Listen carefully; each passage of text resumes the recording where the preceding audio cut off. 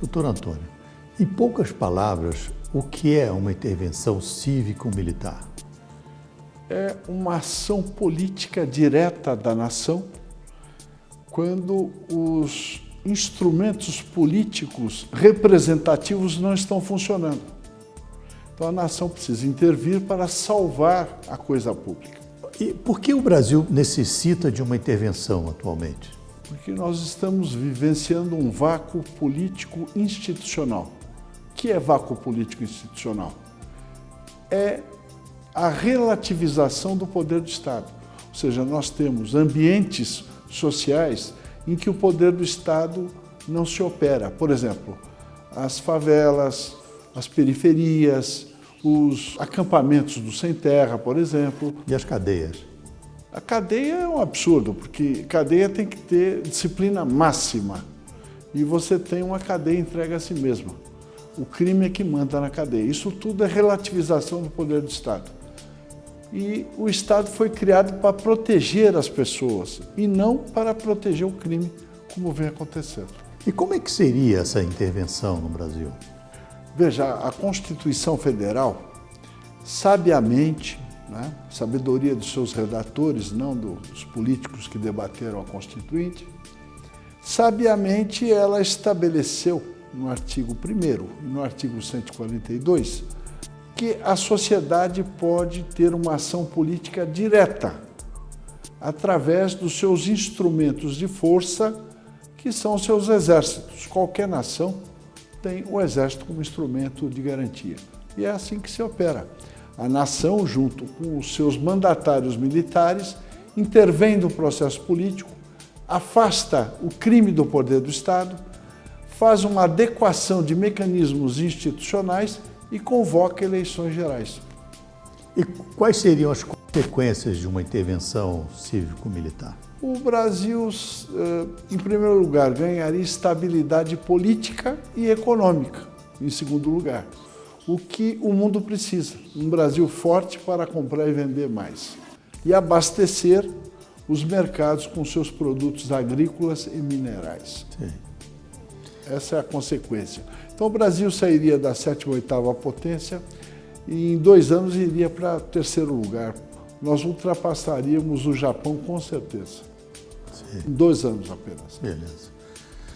E qual a diferença de uma intervenção cívico-militar comparado com o tal chamado golpe militar de 64? Veja, em 64 o ambiente era diferente. O Brasil era uma província poeirenta que vivia a Guerra Fria, que era instrumento do poder real, que é uma guerra que realmente não ocorreu, porque as potências sempre se entenderam.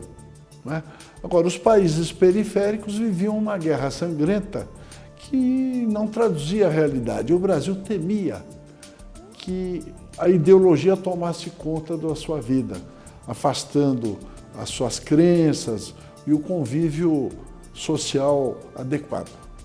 E uma intervenção? Houve a intervenção, e naquele tempo, eu digo naquele tempo que faz tempo mesmo, 64, houve uma intervenção cívico-constitucional também.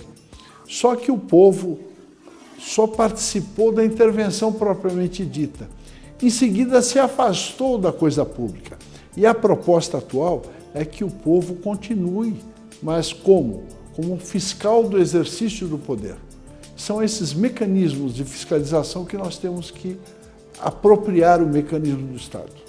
E quanto tempo duraria uma intervenção até que se estabelecessem novas votações e eleições? Em primeiro lugar, a intervenção propriamente dita, o país tem que funcionar rapidamente, com uma nova feição. Você tem que alterar a Constituição, dotando-a de mecanismos que possibilitem que a sociedade fiscalize o exercício do poder. Por exemplo, corregedorias compostas por cidadãos, ampliar a competência do Tribunal do Júri para que os políticos sejam julgados pela sociedade. Então, feito isso, você tem que adequar o mundo partidário para afastar o crime desse mundo também. Quando você saneia a coisa pública, você tem que aprimorar os mecanismos de escolha, ou seja, o processo eleitoral propriamente dito, que é um mecanismo de escolha. Você tem que garantir, em primeiro lugar, o quê? A liberdade de escolha do cidadão. Feito isso, você pode convocar as eleições, a partir das eleições municipais, depois das estaduais e, por fim, a eleição presidencial. E quais são os aspectos benéficos a longo prazo? A longo prazo, o Brasil assume o seu papel de potência internacional. Porque existem potências naturais. Quais são as potências naturais? Estados Unidos, Índia, China, Rússia e Brasil. Por que eles são potências naturais? Porque eles têm recursos minerais, território e população. Só o Brasil que não exerce a sua condição de potência, porque a Índia é uma potência regional, tem até bomba atômica, não é verdade? Agora, o Brasil, a China também exerce, apesar de ultra populosa, ela exerce o seu poder também. O Brasil não, a única potência natural é o Brasil e não exerce o seu poder. Então, vamos abordar um aspecto internacional. A gente, nas reuniões, se fala muito sobre o controlador. Para nós, que já lidamos com esse assunto, já está mais claro, mas para que as nossas plateias, os nossos ouvintes entendessem melhor, o que é o controlador? Bom, veja, todo mundo tem a impressão que o que nos cerca, o mundo existente, é de geração espontânea. Não é. Tudo o que existe foi construído por alguém antes de nós. Então, sempre existiu uma ordem mundial que estabelecia o funcionamento dos países, do mundo, as relações comerciais, não é? A segurança das pessoas. E toda ordem pressupõe comando. Então, sempre existiu um comando das potências mundiais. O Império Romano tinha seu controle sobre as províncias e o Império Britânico continua tendo. Eu digo Império Britânico, soa algo meio antigo, mas não é. O Império Britânico continua exercendo o seu poder plenamente. Ele só deixou de ser colonizador direto. Ele exerce o poder sobre a técnica de governo indireto. Quem manda no mundo são as monarquias europeias no poder. O controlador financeiro, o controller financeiro das potências monárquicas europeias é o Banco Rothschild & Sons, que controla a economia e a política mundiais através do sistema financeiro internacional. Ele verticaliza a produção de minérios, por exemplo. A General Electric ela não vende turbina, ela vende minério com valor agregado na turbina, que são milhares de vezes o valor do minério. Então, é um sistema verticalizado que garante o poder das monarquias europeias. E isso tem um efeito deletério no Brasil? Sim, não, é deletério no mundo. Só para exemplificar, o Fed, que é o Banco Central americano, não é um organismo estatal, é um banco, é um pool de bancos coordenados pelo Rothschild & Sons. Quer dizer, até o meio circulante do dólar é controlado pelo Banco Rothschild.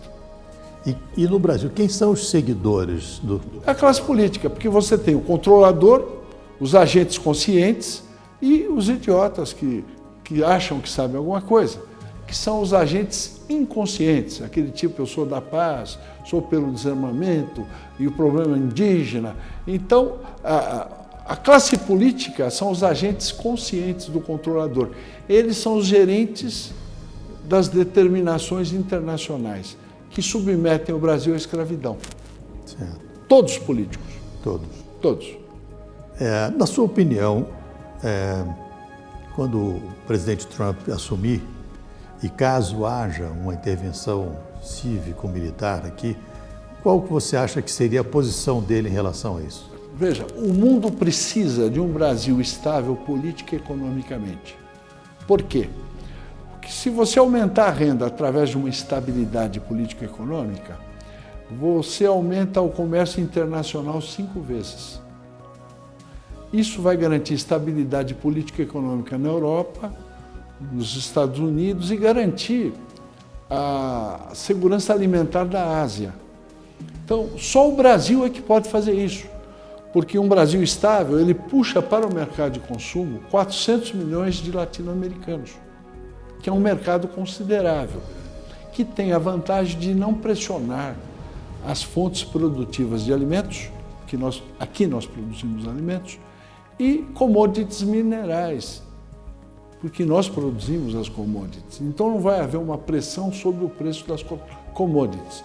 Agora, o Trump foi uma reação do povo americano contra o controlador. Por quê? Porque o Fed manda nas finanças americanas.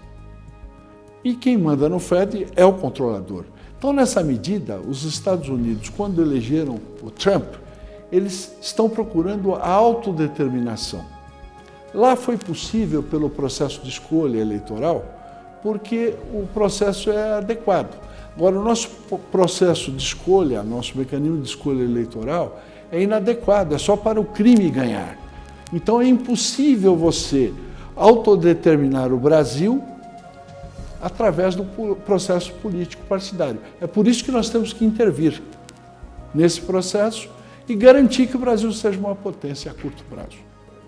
Eu sei que o assunto nióbio é muito extenso, mas se a gente fizesse um resumo do qual seria a vantagem de uma intervenção militar na questão do nióbio?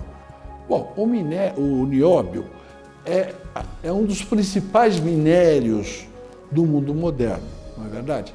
Mas o Brasil produz outros minérios, tem reservas minerais estratégicas de praticamente todos os minérios dos quais o primeiro mundo é dependente. Chega até a 100%. Nióbio, o primeiro mundo todo é dependente 100%. E outros minérios também, terras raras. De sorte que o Brasil perde por dia em contrabando e subfaturamento de exportações de minérios estratégicos, $1 bilhão por dia. Caramba. Só em nióbio nós perdemos $100 bilhões por ano. Só para fazer uma comparação, o ano passado a União arrecadou em imposto de renda à pessoa física, descontado na fonte, 139 bilhões de reais. Só em nióbio nós perdemos $100 bilhões, o equivalente a quase 3 vezes o que ele arrecada com o imposto de renda. Então, se você estancar a sangria das receitas com exportações de minérios, você vai reduzir os impostos a menos de 30% do que você paga hoje. Com o imposto único, você passa a pagar 17% ao ano. Com a malha tributária de hoje, é 36%. Mas dependendo da faixa salarial, é muito mais. Porque, por exemplo, quem ganha R$10 mil paga 30% de imposto de renda, fica 7%. Desconta INSS e outras coisas, o sujeito leva 6 mil para casa. Só que do que ele consome, 50% é imposto. Então ele ganha 10 e fica com 3. Na realidade, quem ganha R$10 mil, que é uma classe média forte, ele paga 70% de impostos, o que é um absurdo. Isso é escravidão. Escravidão. Né? Porque o escravo, acho que ele tinha garantia de teto, garantia de comida e de roupa e de saúde. Que o patrão dele queria que ele tivesse saúde para trabalhar. Nós não temos garantia de nada disso e pagamos 70% de impostos. É um absurdo, né? Não, isso é escravidão. Total. Né? Você trabalhar à custa de comida é escravidão. Né? Eles falam tanto de escravidão do homem pelo homem. No Brasil, o governo escraviza o povo. Como é que é? Nós temos que estender a lei áurea para o terceiro milênio. Com certeza. Eu espero que, com suas palavras, o seu pensamento, a gente possa mobilizar cada vez mais pessoas e que, conscientemente, saibam o que é uma intervenção cívico-militar para o bem do Brasil e não para uma casta. Eu não diria que seria cívico-militar, porque o setor militar é mero instrumento da sociedade. Então, a intervenção é da sociedade. Certo. O Império Romano já tinha isso. Agora, eu quero ressaltar o seguinte, que Eu simplesmente estou descrevendo fatos. Eu não estou inventando nada, nem dando uma nova receita. São fatos que eu descrevo, análise dos fatos, né? Eu procuro esclarecer para colaborar com a população e com o Brasil, né? É uma ação cívica. Tá bom. Agradeço muito. Obrigado eu pela atenção. Um abraço. Um abraço.